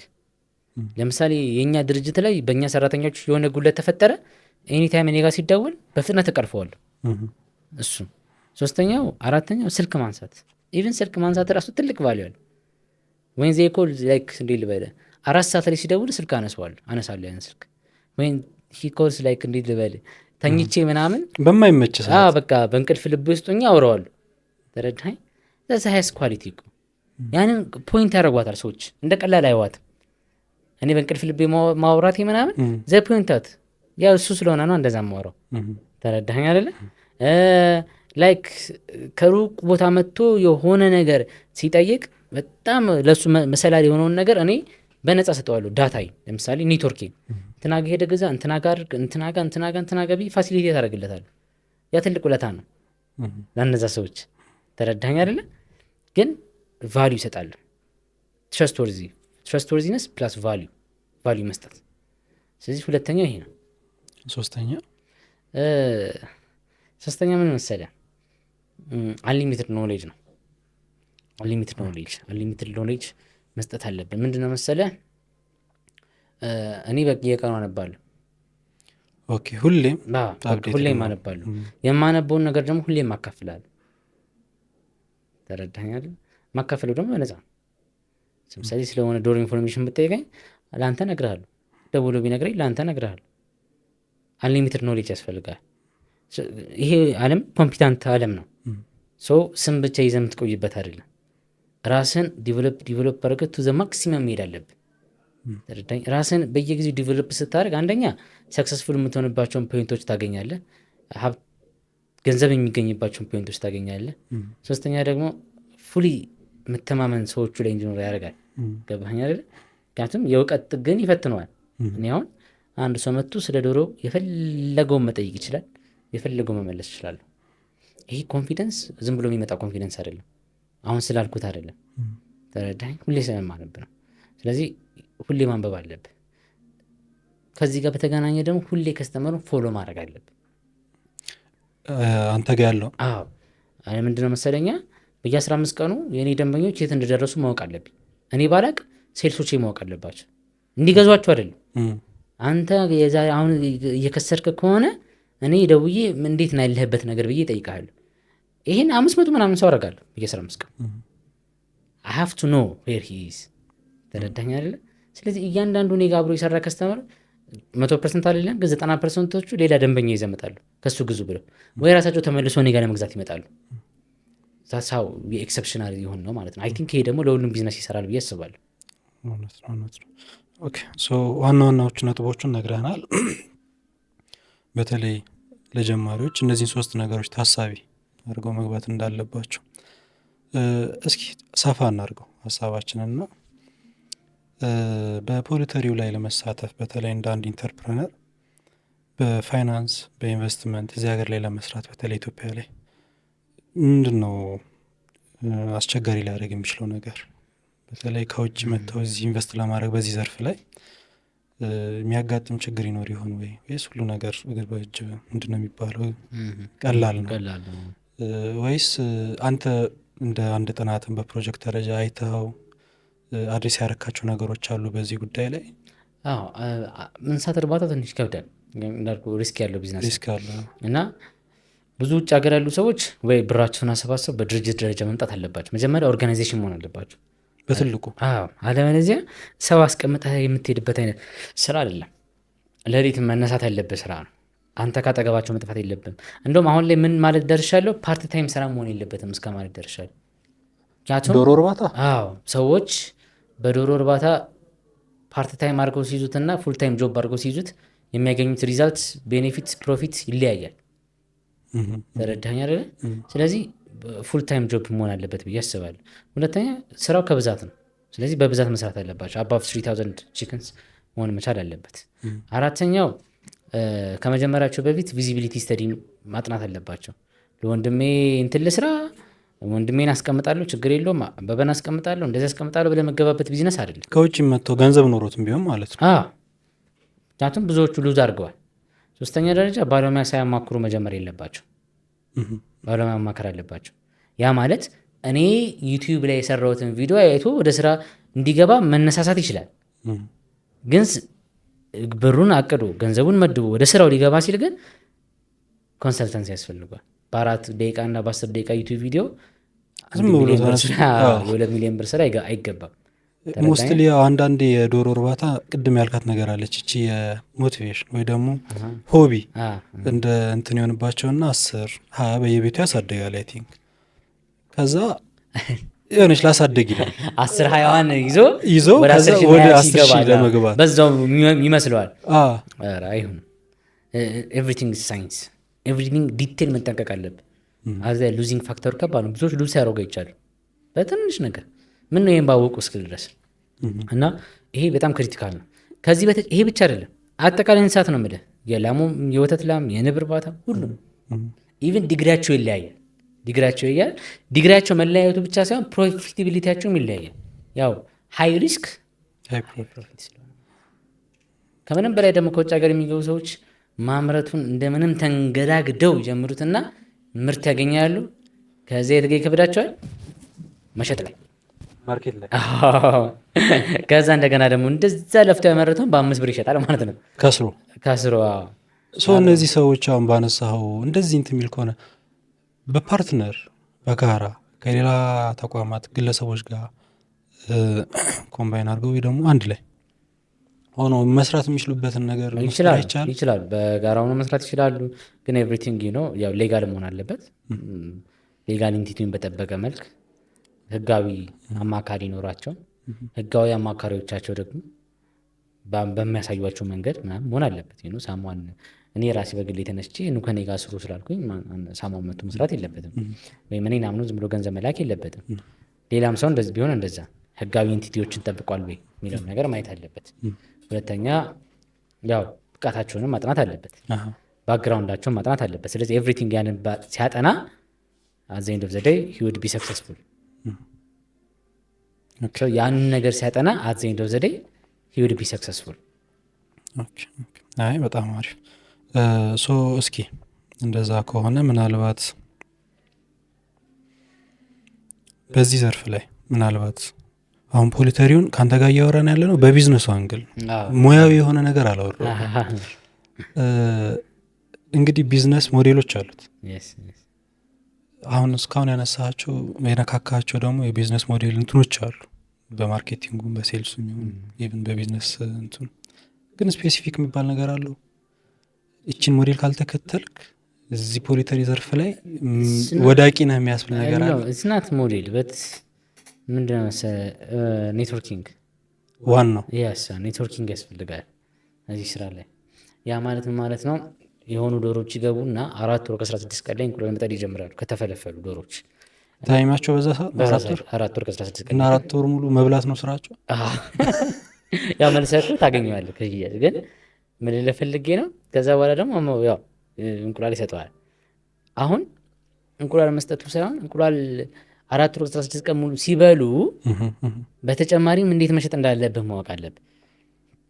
ኔትወርኪንግን እንዴት ማዳረስ እንዳለብህ ማወቅ አለብህ። እና ብዙ ተረካቢ ብዙ ገዢ ማወቅ አለብህ።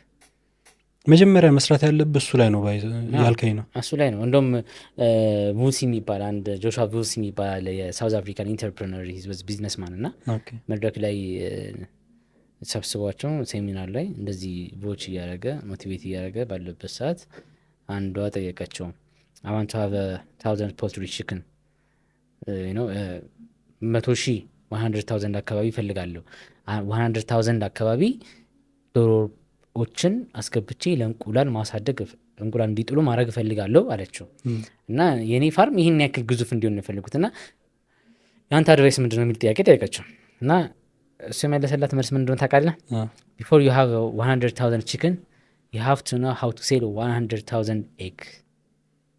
ከታች 100,000 እንቁላል እንዴት መሸጥ እንዳለብሽ ማወቅ አለብሽ 100,000 ዶሮ ከማስገባትሽ በፊት። ምክንያቱም ያንን 100,000 ዶሮ ካስገባሽ በኋላ እቺ ልጅ በቀጥታ 100,000 እንቁላል እና ወይም 90,000 እንቁላል ልታገኝ ነው። ያን 90,000 እንቁላል ከምሮ ቤቱ ነው ማለት ነው የት እንደምሸጠው ካላወቀች። አለበለዚያ ገበያ ታበላሻለች ወይ በርካሽ ትሰጣለች ወይ ከስራ ትወጣለች። ስለዚህ ቢፎር ዳት ኔትወርኪንጉን ቫሊዩን ስኪል ኤቭሪቲንግ ዲቨሎፕ ማድረግ አለባት ሃው ቱ ሴል የሚለው ነገር ማለት ነው። ስለዚህ ሻፍቱ ነው ሃው ቱ ሴል። ያንን ካወቀች በኋላ ነው ይህንን የምታስገባው ማለት ነው። ሶ ክሪቲካል የሆነችውን ፖይንት ካላወቀ ዘሎ ላይኛው ከመሄዱ በፊት መጀመሪያ እዚህ ላይ ቢሰራ የተሻለ ነው ከመጀመሩ። ሶ እሺ እንደዛ ካልን አሁን እንግዲህ ጊዜ የቴክኖሎጂ ነው የኢኖቬሽን ነው። የተለያዩ አዳዲስ ፈጠሮች ይመጣሉ። በተለይ በዶሮ እርባታ ላይ የኬጅ አሰራር ራሱ አንተን ከመጠየቅ አንዳንድ ነገሮችን ሳይ አንዳንድ የሚሰራው ሼድ ስታየው በአንድ ቦታ ላይ 20,000 30,000 መያዝ የሚችሉ በመሬት ቢሆን 1,000 እንኳን መያዙ። ሶ እንደዚህ አይነት ነገሮች ምን ያህል አፌክት ያደርጉታል? ጥቅሙስ እንዴት ነው እስከ ቴክኖሎጂ ጋር አብሮ ሊሄድ የሚችለው? በተለይ ከቴክኖሎጂ ጋር ያለውን ነገር አንሳልኝ እስኪ። ያው ፖልትሪ እንዳልኩ ሳይንስ ነው፣ ዶሮ እርባታ ሳይንስ ነው። እየዘመነ መጥቷል። አሁን ላይ ዓለም አቀፍ እየሆነ መጥቷል እና ስማርት ፖልትሪ ፕሮዳክሽን የሚባል ሳይንስ አለ። ያ ማለት በአንድ ዌር ሃውስ ውስጥ እስከ 20,000 30,000 ዶሮዎችን የመያዝ አቅም ነው መሬት ላይ። በኬጅ ኢሮፕ ላይ ክልክል ነው። ምክንያቱም ኬጅ በአጭር ቦታ ውስጥ በጣም ብዙ ዶሮዎችን መያዝ ቢቻልም ደግሞ ያው ዌልፌር የሚባል ነገር አለ፣ የእንስሳት መብት። ስለዚህ መብታቸውን ተነፍጋቸዋለህ ነው። አክቹዋሊ መብታቸው የሚነፈጋል ምናምን እውነት ነው። ወደ ኢንተርምስ ኦፍ ቻይና ስትሄድ ደግሞ ኢትስ ካልቸር ነው። ወደ ቻይና ሀገር ስትሄድ ደግሞ ምንድነው ኬጅ ካልቸር ነው። ኬጅ ካልቸር ነው። ላይክ አንድ ድሃ የምትለው የቻይና ገበሬ 5,000 10,000 ዶሮዎችን በኬጅ አለው። ድሃ የምትለው ካልቸር ስለሆነ ማለት ነው። ገባህ አይደለ? ያው ባህል አድርገህ ስትይዘው እየተወራረሰ ይመጣል። ልክ የሀረር ሰንጋን የሌለ ሀረር አካባቢ የወረሱ ውርስ ነው እንጂ በእውቀት አይደለም እንደዛ የሚያደልቡ። ግን ሳይንሱን ስታየው እነሱ ፊላት 90 ቀን ነው፣ እነሱም 90 ቀን ቤት ዘግተው ይቀልባሉ። እንዴት አወቁት? ሳይንሱ አንብበው አይደለም፣ ካልቸር ነው። ስለዚህ ኬጁ የተሻለ ነው ለእኛ ሀገር፣ እንደ ዲቨሎፕድ ለሆነ ሀገር። ደግሞ ብረት ውድ ነው ምናምን የሳሰሉት ነገር ውድ ነው። ስለዚህ ኬጁ ደግሞ ትንሽ እየከበደ መጥቷል። እና ምንድነው ግን ዋና ዓላማው ምንድነው? ሰዎች አቅማቸውን ማሰባሰብ አለባቸው። እኛ ሀገር ላይ 20,000 ዶሮ፣ 30,000 ዶሮ፣ 40,000 ዶሮ መሰራት መለመድ መቻል አለበት። ተረዳኝ አይደል? ስራው ኢቭን አዋጭ እየሆነ የመጣው ከብዛት እየሆነ መጥቷል። እኔ 5 እና 10 ዶሮ እንቁላልን መብላት መለማመድ የሚችል ማህበረሰብ ይፈጥራል። ግን አዘይን ደብዘ ላይ አይጠቅመንም። አይ ቲንክ አሁን መንግስትም እዚህ ላይ እየሰራበት ይመስለኛል። ኢኮኖሚካል ቫሊዩን ነው እሱም፣ ያው ዘሆል ስኬል ኦፍ ኢኮኖሚካል ቫሊዩ ነው። ያቺ አንድ ዶሮ ሄዳ አንድ እንቁላል ብትል ይህን ያክል ማህበረሰብ ምናምን ዓለም አቀፍ ሰርቶት ነው፣ በረጅም ጊዜ ተሰርቶ ነው። እሱ እንደ ማህበረሰብ የሆነ ለውጥ ያመጣል። ያው የሰቆጣ ዲክላሬሽን የሚባል አለ፣ መቀንጨርን መከላከል ምናምን ላይ ውጤት ያመጣል እሱ። ግን እንደ ቢዝነስ ሞዴል ደግሞ 5 ዶሮ ይዘ ስኬታማ አትሆንም። 5 ዶሮ ይዘ ህይወትንም አትለወጥም። 5 ዶሮ አይደለም 500 ዶሮ ይዘም አትለወጥም። ከቴክኖሎጂ ጋር አብረ መሄድ አለብህ። ትምህርት ቤቱ 2000 3000 4000 አድርጋ አስፍተህ ከዛ ደግሞ አዲሽናሊ እነዚህ ዶሮዎች የሚጠይቋቸው። ምክንያቱም ምን መሰለህ ዶሮዎቹ እንደ አበሻ ዶሮ አይደሉም። እነዚህ የፈረንጅ ዶሮዎች እንደ አበሻ ዶሮ ሳይሆኑ ድርጅት ናቸው። ልክ እንደ ፔፕሲ፣ ኮካኮላ ምናምን የራሳቸው ዘር አላቸው፣ ማዳቀል ድርጅት ናቸው። ኦብቪየስሊ ዚያር ካምፓኒስ። ስለዚህ ፒውር ብሪድ አይደሉም። እነዚህን ዶሮዎች ከውጭ ነው የምገዛቸው። ፉሊ ዲፐንደንት ነው ዩሮፕ ላይ። ተረዳኸኝ? አንሸጥልንም ካሉም አይሸጡልም ከፈለጉ። ስለዚህ እነዚህ ሃይሊ ብሪድ ናቸው፣ ላቦራቶሪ የተሰራባቸው ናቸው። ስለዚህ ሃይሊ ፕሮዳክቲቭ ናቸው። ተረዳኸኝ አይደለ? ስለዚህ አንድ ሳምሰንግ ስትል ከተበላሽበት ምንድን ነው የምታደርገው? ማኑዋል ነው የምታየው አይደለ? ማኑዋሉን ነው ፎሎ የምታደርገው። ማኑዋል አለው አብሮ ሲገዛ ራሱ እቃ ውስጥ አብሮ የሚሸጥ ማኑዋል አለ። እነዚህም ዶሮች ማኑዋል አላቸው። ወይም ሜንሽን ለምሳሌ ቤስት እንቁላል ጣይ ከሚባሉት አንዱ ቦቫንስ የሚባሉ ብሪድ ነው። ቦቫንስ ኢዝናት ብሪድ ኢትስ ካምፓኒ ነው። ቦቫንስ የሚባል ዶሮ ሳይሆን ካምፓኒ ነው ያለው። አዎ ቦና ቫንስ የሚባሉ ሁለት ሰዎች የፈጠሩ ካምፓኒ ነው። ቢፎር 100 years ago ኮብም ኢትስ ካምፓኒ። ዴካልፖይት ነጫጭ ዶሮዎቹም እነሱም ካምፓኒ ናቸው። ሪሰርች ሴንተር ነው እንደውም አንደኛው። ገባህ አይደለ? ስለዚህ ከነሱ ነው አንተ ዶሮ የምትገዛው። ዶሮ ትገዛለህ፣ እዚህ ይመጣሉ። እዚህ ደግሞ እንደገና ከነሱ የሚረከቡት ደግሞ አስፈልፍሎ ይሸጡላል። ስለዚህ የሆነ ዶሮ የኢትዮ ቺክን ነው ሲባል የኢትዮ ቺክን ከሆነ ካምፓኒ ገዝቶ ነው፣ ከውጭ በፕሌን ያስመጡት ነው ዶሮዎች። ስለዚህ አዘይንድ ኦፍ ዘዴ እነዚህ ዶሮዎች በሙሉ ድርጅት ከሆኑ ዲያፍ ካምፓኒ። ልክ ጎግል አድርገህ ድርጅቶቹ ጋር ስገባ ካምፓኒ ይመጣላል ማለት ነው። የካምፓኒ ማኑዋል አለ። ማኑዋል ማለትን ማለት ነው በዚህ ቀን ይብላል፣ በዚህ ቀን ይብሉ፣ በዚህ ቀን ያክል ይመገቡ፣ ይሄን ያክል ይመገቡ፣ ይሄን ያክል እንቁላል ይሰጣሉ፣ እስከዚህ ቀን አቆያቸው፣ በዚህ ቀን ሽጣቸው፣ ይሄን ያክል መብራት ይብራላቸው። ኤቭሪቲንግ ማኑዋል ውስጥ አለ። ልክ እንደ ማንኛውም ስልክ ማለት ነው። አንድ ነገር የሚስካረክ ያው ሪዛልቱን አታገኝም። ስለዚህ ሀፍቱ አንደርስታንድ ያን።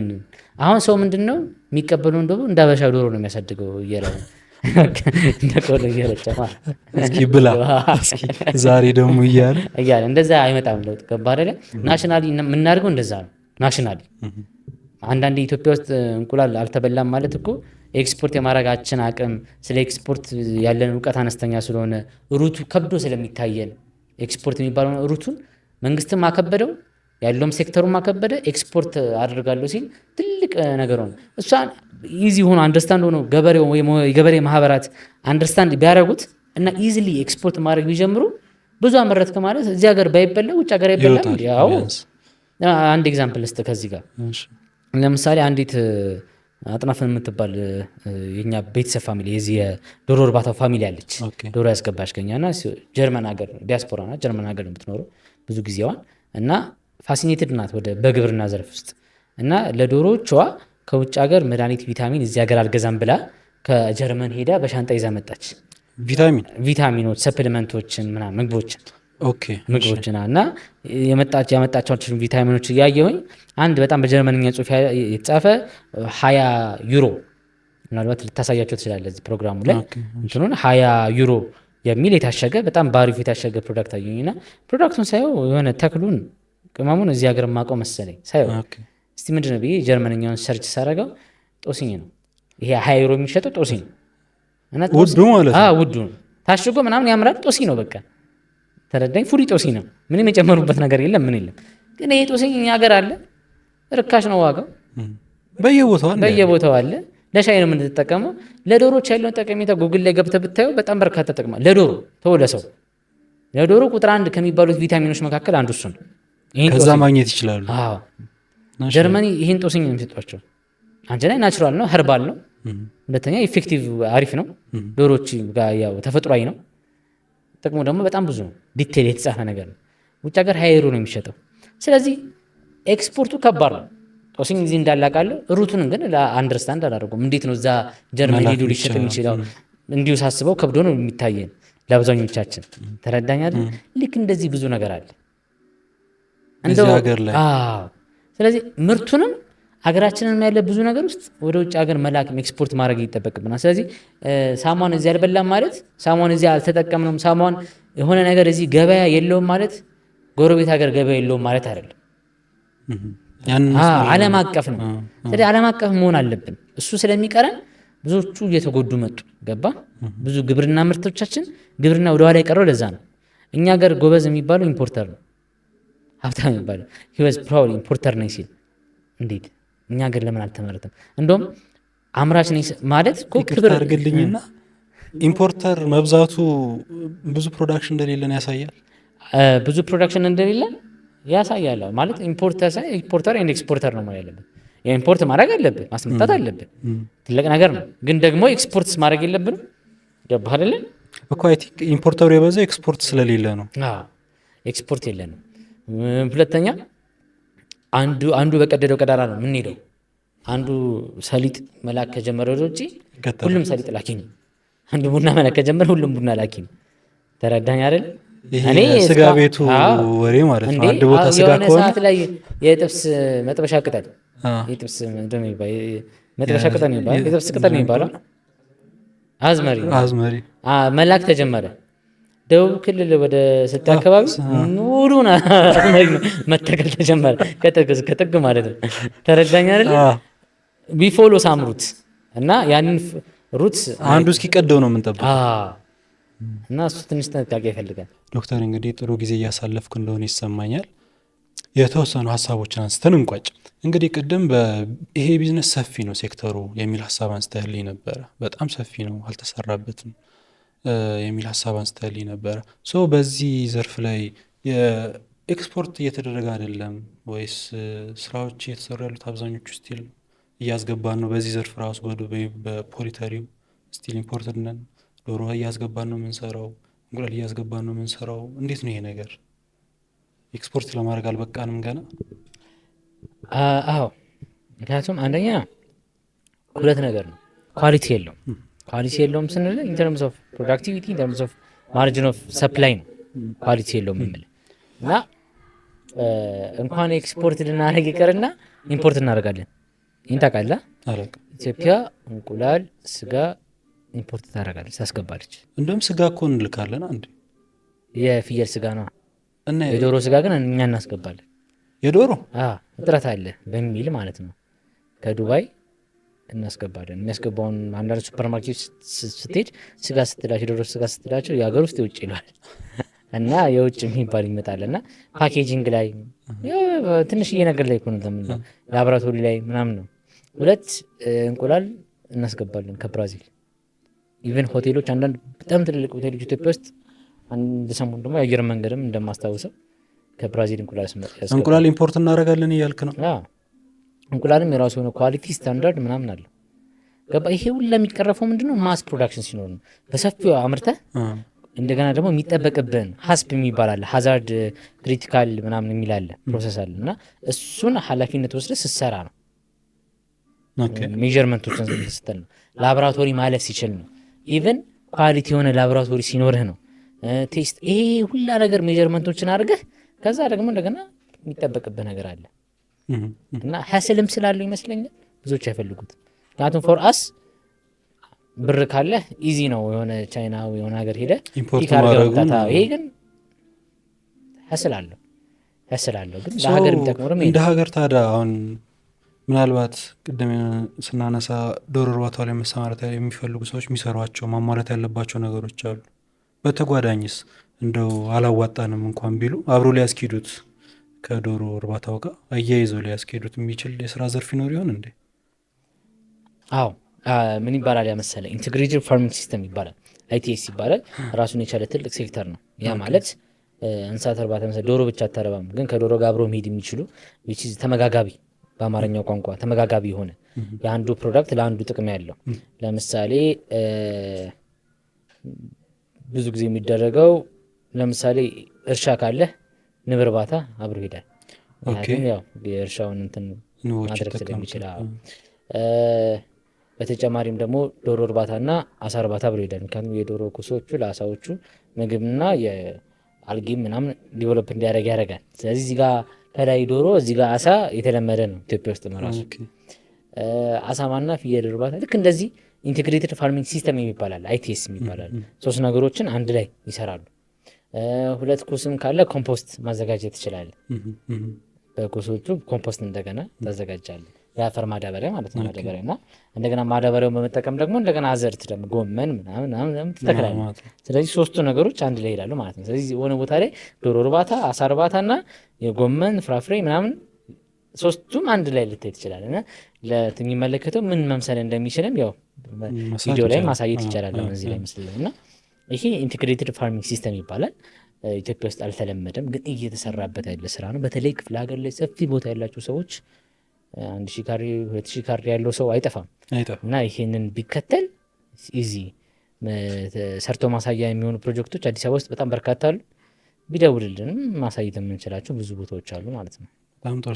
ዶሮን ጀምሮ አሳውን ቢያረባ ኢቭን አሳው ደግሞ ከዶሮ የተሻለ ሪስኩ ማነስ ይላል። አይ ቲንክ ሴፍ ስለሚሆን አዋጭ ይሆናል ብዬ አስባለሁኝ። እና እቺ ያነሳት ነገር ትንሽ እንደውም እኔ ራሱ ልግባ እንዴ ታሰለጥነኛለህ? አይቀርም። ገና አለማችን እኮ አብዛኞቻችን የገበሬ ልጆች አይደለም። አሁን መመለስ አለብን ወደ ግብርና። ብዙ ልጆቻችን ደግሞ ገበሬዎች መሆን አለባቸው። ግን ሞደርናይዝድ ገበሬዎች መሆን አለባቸው፣ ሀገርን የሚቀይሩ ማለት ነው። ኦኬ ሶ ሳልሃን ወይም ዶክተር ሳላሀዲን አሊን ከ5 ዓመት በኋላ የት እንጠብቀው? ግብርና ላይ በሰፊ ስራዎችን መስራት እንፈልጋለን። እንደ ራሴ ከማወራ እንደ ድርጅት ባወራ እንደ ድርጅት ብዙ መቀየር የምንፈልገው ነገር አለ። ይሄ ቢዝነስ ግሩፕ እንዲሆን እንፈልጋለን። አሁን ያሰለጠናቸውን ሰዎች በመቶ ሺዎች ማድረስ እንፈልጋለን። ገበያችንን ኢስት አፍሪካን ላይ እንዲሆን እንፈልጋለን። ከሀገር ውስጥ ገበያ መውጣት እንፈልጋለን። ዴፊኒትሊ ደግሞም እየሰራንበት ነው። በቅርቡ ኬንያ እና ኡጋንዳ ላይ የምንሰራው ስራ ይኖራል።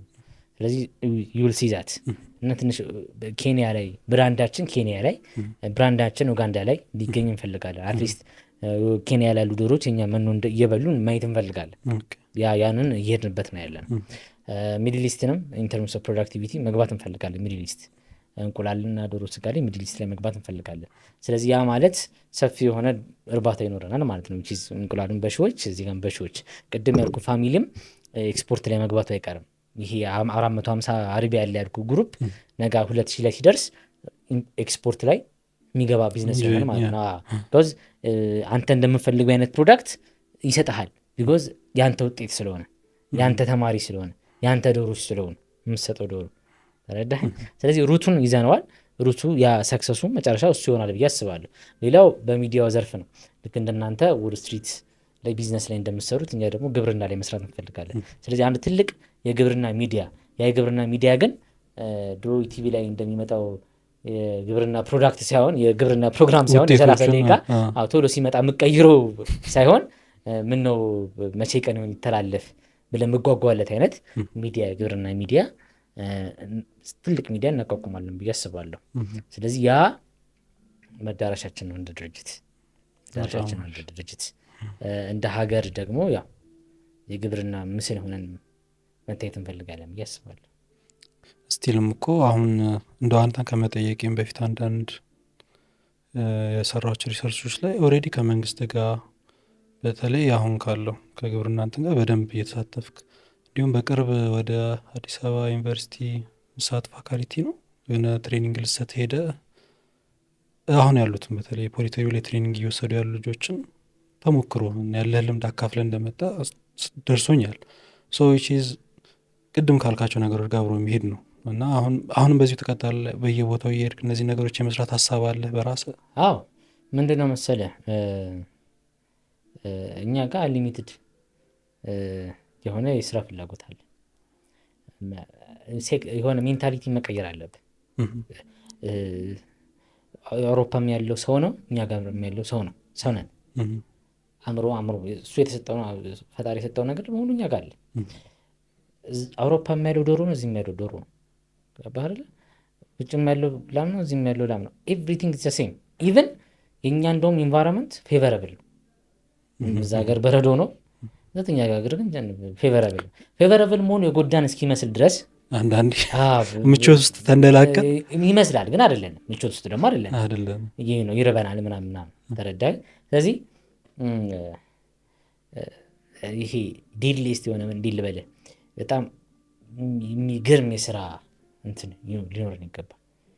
ዲል በለ እሑድ ማታ መስራት። እሑድ እኮ እረፍት ነው። እሑድ እረፍት ነው። አዎ እሑድ ማታ መስራት፣ እሑድን መስራት ሲሆን እሑድ ማታን መስራት። ቀኑም ሰርቼ ማታም የእሑድ ማታን እና ዲል ሊስት የሆነ ወርክሆሊክ ሜንታሊቲ እና ያ ኢችን ኢንዲቪዥዋል ላይ መግባት አለበት።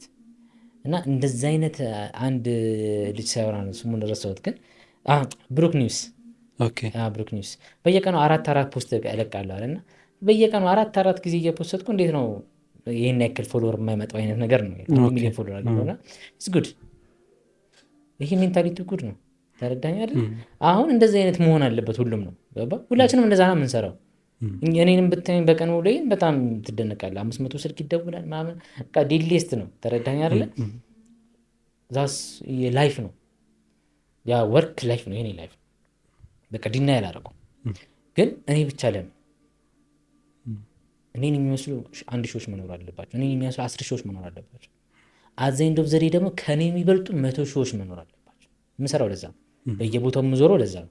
ስለዚህ አሁንም እንደውም ይበልጥ አጠናክሬ መቀጠል የምፈልገው ለዛ ነው። እና ካምፓኒዎቻቸው በጊዜ ሂደት በእግራቸው መቆማቸው አይቀርም። በጊዜ ሂደት ከኔ መውጣት አያቸው አይቀርም። በራሳቸው በቦርድ ማን የሚመሩ ይሆናል። የዛን ሰዓት ፉል ታይም ጆብ እሱ ሊሆን ይችላል። ከኔ የሚበልጡ 100 ሺዎችን ማፍራት ሶ ኤቭሪዴይ የምሰራው ምናልባትም እሱም ሊሆን ይችላል ብዬ አስባለሁ። ዶክተር ሰላሐዲን በሚለው እንደ ሌጋሲ አንተ ስትሄድ እንዲቀር የምትፈልገው ስም ምንድን ነው ብንል ይሄ ነው ማለት እንችላለን? ስቲል ሪቮሉሽን። ይሄ ኢትዮጵያ ላይ ያቺ ሪቮሉሽን አልመጣችም እንደ ሀገር፣ እንደ አፍሪካም የመጣ ይመስለኛል። ሪቮሉሽን ስለ የሆነ ታይም ላይ ኢትዮጵያ ውስጥ ያልተከሰተ የፖለቲካ አብዮት የለም። በየዘመኑ ሁሉንም ቀምሰናል። በየ20 ዓመቱ የሆነ ፖለቲካ አብዮት አለ። የግብርና አብዮት ግን የለም። ኦኬ በዚህ የኢንዱስትሪ አብዮት የለም። የኢንዱስትሪም የግብርና አብዮትም አልመጣም። አሜሪካኖች እንደኛ ናቸው። የዶሮ ስጋ ነው መብላት አይወዱም። አልፎ አልፎ ነው የሚፈልጉት እንጂ የዶሮ ስጋ መብላት የሚባል ነገር ፍላጎት የላቸውም። ግን የሆነ ታይም ላይ ተቀየረ። በ1953 በኋላ ያለው ሪቮሉሽን ተነሳ። ህንድም እንደዛ ናት። ዘ ዋይት ሪቮሉሽን ይባላል። ወተትና እንቁላል ነጭ አብዮት ይባላል። ትርምስምሱን ነው ያወጣው የህንድን የምግብ ስርዓት በአንድ ጊዜ ሪቮሉሽን ያስደረገው። ምግብ ረከሰ፣ ተትረፈረፈ። ተረዳኸኝ አይደለ? በቢሊየን ናቸው። ረሃብ የለም። አትሊስት ተመግበው ይጥራሉ። ተረዳኸኝ? ስለዚህ እንደው ያን ሪቮሉሽን አመጣለሁ ባልልም ግን የዛ ሪቮሉሽን ምክንያት መሆን የምንችል ሰዎች እኖራለን ብዬ አስባለሁ። ስለዚህ ሌጋሲ ከዛ መሀል አንዱ ቢሆን ደስተኛ ነኝ። እንግዲህ በጣም ሰፊ ሀሳቦችን ልምደን አካፍለናል፣ ያለን ሀሳብ አካፍለናል። እንግዶቻችንን ማክብረ እዚህ ሀሳብን ስላካፈልከን ጊዜንም መስውተህ እነዚህን ሼር ያረከንን የተለያዩ ሀሳቦችን እያከበርን ለማመስገን እንወዳለን። ዶክተር ሰላ በጣም እናመሰግናለን። እኔም በጣም አመሰግናለሁ። በመጨረሻ እስኪ እውነት በመጨረሻ ማነሳሳብ እንግዲህ መቋረጥ የሌለበት ፕሮግራም ነው። ያው እንደዚህ አይነት ፕሮግራሞች በአንድ ጊዜ ብዙ ሰው ላያቸው ይችላል። እያደርግን የሚያቆሙ የማይኖር አይነት ነገር ነው የሚሆነው። ስለዚህ መግፋት ነው ያለባቸው። በጣም ብዙ ሰዎች ከዚህ መጡ ብዙ ሀሳብ ይሰጣሉ። ብዙ ሰዎች ያዩታል። እኔም ከዚህ በኋላ ይህን ብቻ ነው የማየው። ስለዚህ ቀጣዩ ራሱን ይጓጓለሁ። ምክንያቱም ዘመኑ የትምህርት ነው። ከፍቼው ሬዲዮ ላይ ወይም እያዳመጥኩ የሚሄድበት ሰዓት ይበዛል። በጣም ትልልቅ ተጽዕኖ የፈጠሩ ኢትዮጵያ ውስጥ አሉ። አንዳንዶች ሰዎች እንደውም በፖድካስት ነው የማውቃቸው። ያላወቅኳቸውን ሰዎች በአካል ሳታገኛቸው ሳላውቃቸው ምናምን ይህን ያክል የሰራ ሰው እንዳለ ብዬ ምናልባት በአንድ ዓመት ውስጥ ልማር የምችለውን ነገር በአንድ ሰዓት ውስጥ ያስተማሩ ብዙ ፖድካስቶች አሉ እና እነዛ ፖድካስቶች መማሪያዎች ናቸው። ስለዚህ ከነዛ ውስጥ አንዱ ደግሞ እናንተ ይሆናል ብዬ አስባለሁ። ስለዚህ በ2 ዓመት በ3 ዓመት የማናገኘውን እውቀት በ1 ሰዓት ፕሮግራም እየሰጣችሁን ነገ ከነገ ወዲያ ደግሞ እየከፈልን የምናየው ፕሮግራም ይሆናል ብዬ አስባለሁ። በጣም እናመሰግናለን። ኤክስፔክትም ስላረከን እኛም ላይ መጥተህ እንግዲህ የዛ አካል አንድ ለመሆን ፈቃደኛ በመሆኑ እናመሰግናለን።